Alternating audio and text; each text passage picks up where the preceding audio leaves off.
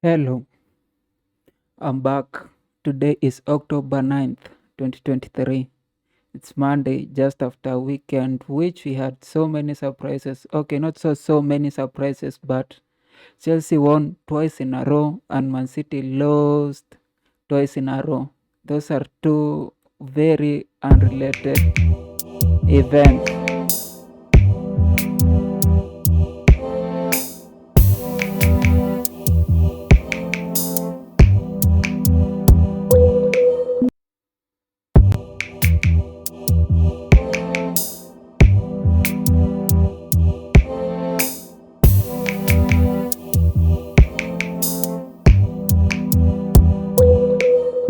Yo, welcome again. As I was saying, Chelsea winning twice in a row, Man City losing twice in a row. You may call it unrelated or coincidences, but I'll tell you it's football. And I can say Chelsea are back. It was evidently true. You could see it from the first games. The thing with Pochettino, which I wasn't sure about him, but the way he made me think that he is so sure with how he coaches is that if you look at all the other teams, the person who has made the least changes in Premier League is Pochettino.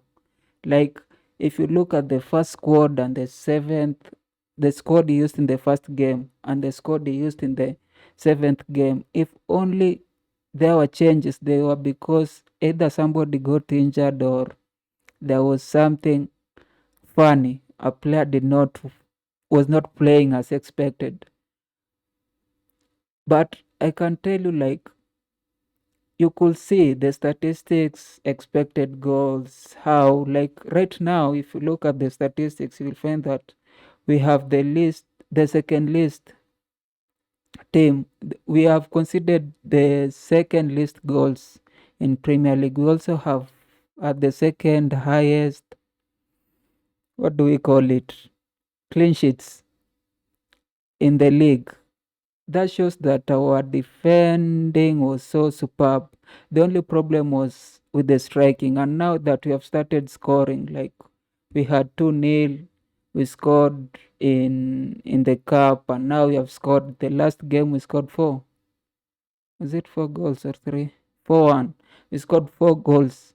Like you can see the changes, and as expected you will also see as we move forward, like we'll have to win a lot of games. Even after the international break, we are meeting Arsenal, and many Arsenal fans are claiming that, oh, they're going to win the league, or this thing is going to be easy. But you will see in that game, Chelsea versus Arsenal, you'll see that Chelsea are also a very good team, and if Arsenal do not come prepared, they're going to be defeated. And then there's Man City. Man City is depending a lot on De Bruyne and Rod.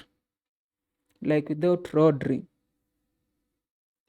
Man City usually crumbles, and that's what they used to say. That's what won Chelsea the Champions League. Most people claim that, okay, Pep was overthinking and then he took off. It did not include Rodri in the lineup. And as such, Man City were not able to hold and then exert pressure onto the, and that's what we saw during the weekend. Like Man City were good, like they played as they usually do, but the problem was that they were not able to really push. They always, on normal occasions or maybe as expected, maybe in last last year but one, the Man City used to harass you, like they will harass you. And that was made because if you wanted to get a counter, you'll find Rodri and maybe Stones were always there to stop any counter, stop any offensive play from the other team. And now because they're not there, the only way Man City can stop a counter attack or an offensive play from the other team is if everybody moves at the back, everybody tries to help the defenders, and that usually prevents the team from really harassing you. Like the play was just normal, playing at the mid area. Like you could see, there were not many shots, there were not many expected goals. Haaland had very few touches in the opposing box, and that's what you will expect if Man City does not play Rodri, or again does not play De Bruyne. You know, De Bruyne usually makes these crosses or these through passes that nobody sees. Like out of nowhere, you will create a chance from thin air, and that usually makes people like Haaland. We had Alvarez, and the other times we had before Haaland came, we had people like Kun Aguero. They usually pounce on those crosses or on those through passes, which will get the defenders. The defenders will not see those passes, and without the two, Man City becomes just a good team, but not the team that you will expect. And those things, like, they made Arsenal fans think that they're going to win the league. I heard somebody calling Havertz a goat. Arsenal fans are crazy. Like, you can't win. Okay, this a big game. You win, you say, oh, but the team just lost recently at Lens. You can't lose at Lens with your first 11, and then win at Manchester City. Then you claim that you'll win the league. That's it's not expected. Like, it's very hard to win the league by just winning some specific goals, some specific games. You have to win all the games from your first game to the last game. You don't even need to struggle. If you have to struggle, you have to struggle like one or two games. And even that's the case with Tottenham. Tottenham, they're playing really well. And as at now, they haven't tasted any defeat. But the last three defeats, they were fluke. Like you could see with Liverpool, they really struggled. A referee had to rule out a goal for them to win.